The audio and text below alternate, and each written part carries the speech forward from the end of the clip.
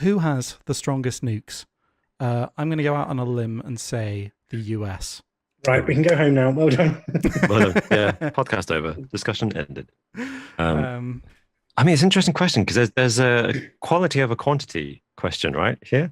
Because Yeah. who's got this? What's the strongest nuclear arsenal? Is it the one with the most warheads, or is it the one with most powerful warheads? Or does it even matter? Does it matter? Does it matter? It's a nuclear bomb. Does it really matter what the difference is between 25 megatons and 50 megatons? Well, you see this, don't you? You see, if you look at the graphs of number of nuclear armaments in the world, you see this, of course, this huge spike up to the Cold War and the US and Russia being neck and neck with the UK gradually rising as well. But then you see, pretty much since the 1980s. Like a gradual decline, well, quite rapid decline, in fact, of warheads. And it's like, oh, wow, the world's becoming more and more peaceful. And then it's like, actually, this one nuclear warhead is like 1,000 times stronger than the one dropped in Hiroshima. And it's, oh, crap. Like, it's a false sense of security when people are disarming, when they're as powerful as they are, right? Yeah. All the data, essentially, we have on how powerful warheads are is based entirely on the nuclear tests that have been done. And the last nuclear tests from Russia was 1961, wasn't it? It's almost impossible to calculate just how big a blast the nuclear warheads currently deployed could create without the testing taking place. And not many nations are testing at the moment. Obviously, we know North Korea has been testing. Yeah. No one else has been. Yeah, I mean, this is what I wonder. Like, how do they know how powerful their nuclear weapons are? Do they just know based on calculations without detonating? Yeah. Because there's yeah, I think there's basically modeling, which you can basically model anything with quite a high degree of accuracy. And there's the terribly terrifying mock-ups of if a bomb landed on London, if a nuclear bomb landed. I think it was North Korea, actually, when there was the whole thing of North Korea testing their missiles last time. I think it might have been the BBC or perhaps The Guardian did like a map with a so if you're in the center here, like if you're at work today, for instance, if you're at work, you're definitely fried, you're dead. If you're at home, you only get like severely burnt and radio and poisoning that would mean that you'll die anyway. And that's like a one nuclear weapon being dropped. And North Korea alone have got 45 and Russia have got over 6,000. So I think we're in trouble regardless of who drops it and the power. But hopefully, fingers crossed, it won't come to that. Fingers crossed. So optimistic. So let's going into the quality over quantity with the amount that is already there. So yeah, Russia has like 6,000. Oh, I don't think they've got that amount active. So if mutually assured destruction was to happen tomorrow, MAD was to happen. I think they've got like 1,500 or so. Is that right? Around 1,000? 1,500? Just shy of 1,500 are active. And total, thousands are available, and then another 2,000 or so are decommissioned or something. They're out of date, essentially. You can't use them. Yeah. But even if they were all the same level of strength as the ones dropped on Hiroshima, that's pretty much endgame, right? Yeah. Still? Yes. Yeah. So if they've got ones 1,000 times more powerful, then it doesn't matter. Oh. Yeah. Well, that's it. It doesn't to a point, and that's why dearmament was such a. Well, I wouldn't say it's not a myth, but it's so much. Unless you're reducing it to basically nothing, then it doesn't make much difference, does it? Really, your capabilities. But at the peak, there was over 70,000 warheads between Russia and the US alone, and now there's like 12,000. Yeah, 12,000, and down from the mid-80s, I think it was 70,000. Yeah. Do you know what? At this point, though, I almost wish there was just 70, 80,000. Because if they're going to go off, I want to make the alien civilization on the other side of the galaxy see it. I want everyone to notice. We're going to be dead anyway. I want it. Yeah, exactly. And the aliens are like, "What's the 4th of July, you idiots? What's July?" Oh my gosh. Comment in the chat, Raven Meekin says, with nukes, I think unfortunately a mountain size is irrelevant, as once a person fires, the rest of the world will follow. And that's the whole premise of mutually assured destruction, isn't it? Do you think, though, that is there a reason other than maybe Putin or Kim Jong-un going completely mad, like a dictator or something going mad and ordering it. Is there a reason why a country would launch all their nukes at once? Because I could imagine the scenario where like maybe one gets launched by mistake, and in that scenario, I don't think it's immediately mutually assured destruction. I think they would kind of escalate to de-escalate is the policy, right? So the US might launch a retaliation strike, but then it's like, okay, we're done, equals pequals, one for one, and then if there's more retaliation, then it escalates, and then we get mutually assured destruction. But I don't think it would if it was going to happen, it would be immediate mutually assured destruction, unless some horrible mistake happened. What do you guys think? It was only recently, wasn't it, where in March 9th, so when's that? As recording 11 days ago, the Indian Air Force fired a BrahMos medium-range cruise missile from the garrison town of Ambala, about 200 kilometers north of the capital, New Delhi. And they held their hands up and were like, so basically, apologies, we didn't mean to do that. And it got diffused from there. So to speak. Yeah. And yeah, so it was okay. They must have got in touch with India or Pakistan very quickly then and said, this was a mistake. Like, I wonder if maybe not with like a cruise missile, but with a nuclear missile, there must be a way, if they do fire it, like a intercontinental ballistic missile, there must be a way to stop it from going off, because the actual act of making it have a nuclear detonation, there's a very intricate series of things that have to happen for it to make a nuclear blast, isn't there? So like a nuclear rocket, it doesn't just explode and then it's a nuclear bomb. There's like a chemical reaction that happens in the warhead itself. So there's actually two stages, aren't there, to split the atom. Yeah, I mean, we've all seen Mission Impossible, where Tom Cruise hits the abort button just before it hits the city. That has to be real. That has to be a plausible thing. Is that in the first one? No, it's the fourth one. I haven't seen it. I was going to say, I don't remember. I've seen the first two. Saying that they must be able to abort the missile itself. And that's the whole premise of a lot of missile defense systems, isn't it? To shoot down into the intercontinental ballistic missile or its impact, because shooting it down and exploding it in the atmosphere won't trigger a nuclear explosion, because, like Alex says, it has to be armed and then go through this process on impact to create a nuclear explosion. So here's a question for you guys then. Would you feel safer if countries had reliable, because they were working on the Star Wars program, weren't they, in like the 80s, or was it the 80s or 70s? Like Reagan launched it, lasers to shoot down potential nuclear rockets, and I think it was scrapped, wasn't it? Any kind of potential defense systems. There's some defense systems, but it's not feasible to have them actually stop. A country like Russia going mutually assured destruction. Well, that's what's been worrying with Russia, because for the first time ever, they've deployed in the Ukraine their hypersonic missiles, which are too fast for their anti-missile defense systems to work against, because they're hypersonic, so they're just going too fast for their counter missiles to hit. So I'm pretty sure all missile defense systems are based on launching some kind of projectile to intercept the incoming missile. Right. And they haven't actually developed defenses against Russia. I think it's their priority for it. I mean, it might switch, but is towards North Korea as opposed to Russia. I don't know if that's changed, but the idea is that, as you say, with Russia's supersonic plus their arsenal, they haven't bothered to create it because they've just got so much firepower. It's like it's almost like what's the point? That the meme of someone spraying a water gun at like the forest fire. It's like it just feels a little bit like that. Yeah. But would you guys feel safer if countries had the technology to stop those hypersonic missiles? If the Star Wars project had bore fruit, do you think you'd feel safer if there were these lasers protecting everyone?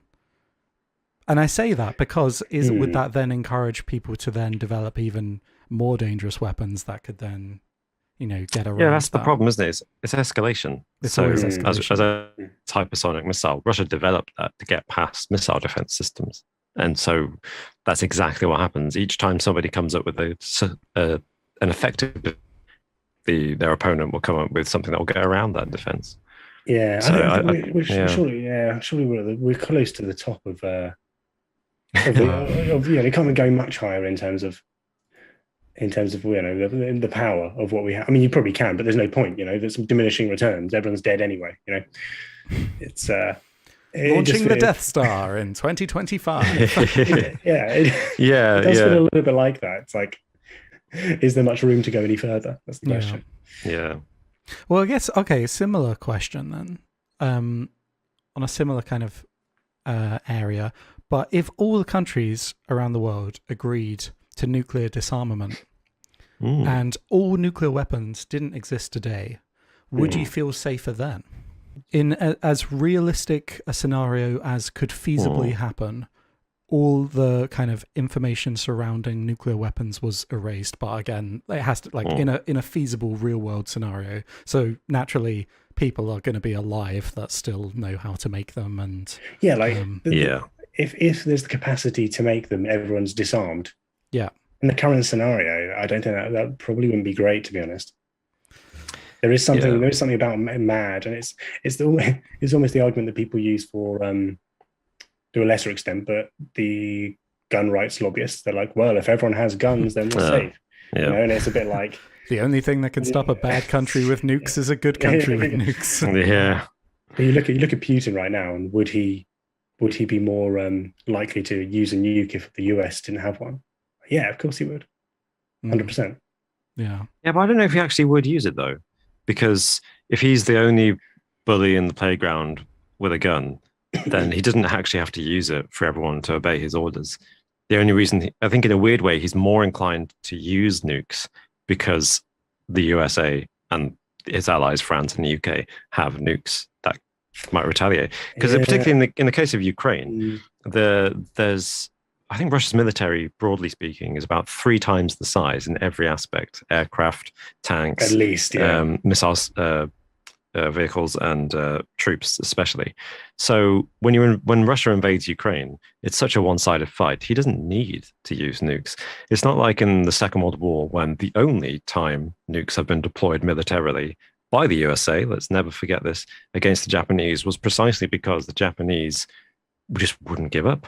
And they were desperate. The USA just knew that they couldn't win the war within 5 years without losing millions and millions of more Americans. Whereas, even though Ukraine is putting up a fantastic fight, if Putin wanted to bring his full military might to bear, he could, and he would win in Ukraine. Yeah. So I think if he had nukes and no one else did, I don't think he would use it, because Ukraine would be terrified of the nukes being the next thing. I think actually, ironically, the fact that other nations have it is it's posturing, just to be clear. I don't think he's actually going to use it, because I'm so insightful. I know exactly what Putin's thinking. But he put his nuclear defenses onto high alert at the beginning of March. He's made very thinly veiled threats to use nuclear weapons against anyone who tries to help Ukraine. And I think all that is just posturing. It's just to heighten the tension. Yeah. I think so. I think so. But in a scenario where Russia had nuclear weapons and the US didn't, and the US decided to create a no-fly zone and started shooting down Russian jets, I'm not saying he would suddenly go straight to nukes, but it'd be more of a risk. Yeah. Than perhaps currently. I don't know. Well, again, I think that just goes back to America is already afraid of World War III, which is why the no-fly zone isn't happening with NATO. Sorry, not just America, the whole of NATO is afraid of it. So in a situation where nobody but Russia had nukes, I think they'd be even less likely to impose a no-fly zone, because they'd be super afraid of the nukes. Yeah. It's more of a hypothetical. Like if the conflict escalated and he was the only one that had nuclear weapons, would he use them potentially? But I agree that he would be inclined to use them if he wanted to, but I think if he wanted to, it would literally just be for the sake of it. For the sake of it, yeah. Which the way he's acting is kind of like, it's a bit scary, isn't it? Because I think, as I said last week, like up until, like a month ago, everyone was saying, oh, there's no way he would launch a full-scale invasion of Ukraine. That just would never happen. That would be suicide for Russia. He would never do it. And then he did it. So now everyone's kind of judging like, well, is Daddy's hat fallen off? Has he turned a little bit? He hasn't got his best thinking cap on. So who knows? But also, like, if you back a dog into a corner, will he bite? Good question. If these kind of, I don't think he expected the response from the West that he got with all their economic sanctions, maybe, and the resistance being put up in Ukraine. Is he feeling a bit backed into a corner right now? It's a scary position to be in. I think he does care about his legacy, and destroying the world is probably not great for his legacy. But also like he definitely be feeling backed up for sure. There's no two ways about that. But he can't escalate, and in terms of nuclear weapons, he's not going to suddenly use a nuclear weapon because of economic sanctions. That'd be mad. Yeah. That would be genuinely insane. Yeah. I still think it's crazy. That's just digressing completely, but that no one really people don't constantly bring up the fact that the United States did just drop a nuclear weapon on civilians. Yeah. Like 70 years ago. Killed at least 200,000 probably. That's genuinely mental, isn't it? People, like it's horrific. It's horrendous war crime atrocity. So that, that's the justification. People say like, oh, they ended up saving millions of lives by doing that. But could they have like just shown off that technology, like dropped it, a few kilometers outside of Tokyo or something, and been like in a regional area and say like, look, this is what is going to be happening in the next few days. Could they have done that? Like, I don't know. I'm not a military strategist. No, that's a reasonable point. Yeah, that's a reasonable point. But it's also such a stupid justification. It's like Putin dropping a nuclear weapon on the US and saying, well, the war probably would have escalated in Europe and you'd have got involved. So, so I saved millions of lives. It's such a stupid thing, isn't it? Shall we just round off this conversation though by listing who has nuclear bombs? Who has them? Just in case. Yeah, who has them? Luckily, it's currently a short list. She also do a ranking out of 10 of how likely we think they are. Oh, that's a good idea. Yeah.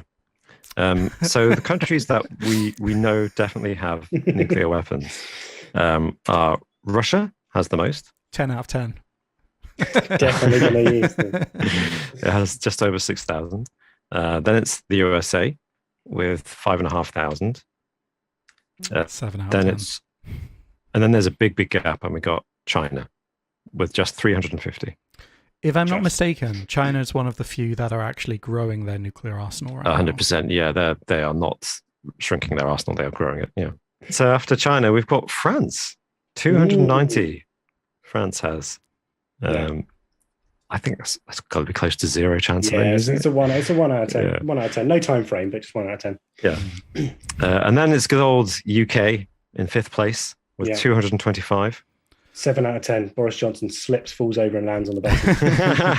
I definitely put us above France in terms of likeliness to use them. Yeah, because I think if the USA were to launch nukes, they would get us to do it for them first. Go on. Oh, fun. Go on. So in 6th place, we've got Pakistan with 165, which is more than number 7, India, 156. Now, with Pakistan and India, I always think like it's a little bit. They're bordering, aren't they? And do you really want to fire a nuclear weapon into your neighbour? Now, some people in both of those countries might say yes. You've got to think if you're using a very powerful nuclear weapon, the ramifications of that from the nuclear fallout could be quite severe for your own country. You'd think so. Shitting on your doorstep. A little bit. But at the same time, a lot of experts say that they are the most likely countries in the world to use a nuke. And in 8th place, and here we're into the unofficial countries that aren't supposed to have it, because these are countries that have developed their nuclear technology since the international treaties were signed to ban it. But Israel has almost 100, which is quite a lot for a relatively small country. I mean, I say UK's got 225. So Yeah. I mean, Should we say that isn't all this information kind of like a tiny bit speculative? Like no one. yeah, it's all a bit estimated. Yeah. Places aren't really disclosing how many they've got. How many do Iraq have, Tony Blair?